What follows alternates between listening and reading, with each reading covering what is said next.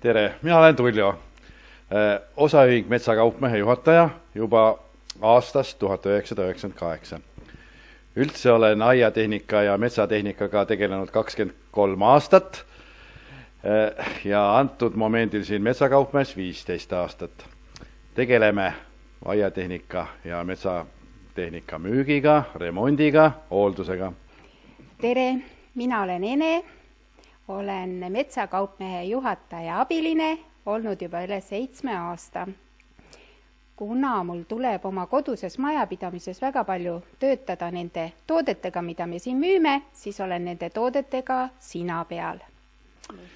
Lugupeetud aiatehnika ekspertide kliendid, olete alati oodatud osaühing Metsakaupmehesse, mis asub Võru tänava 94 Tartus. Saate parimat nõu, saate parimat abi, valime teile välja parima tehnika, mida te soovite. Autoga tulles võite kasutada meie tagahoovis asuvat parklat. Mis saab sissepääsu Eha tänava kaudu. Ootame teid!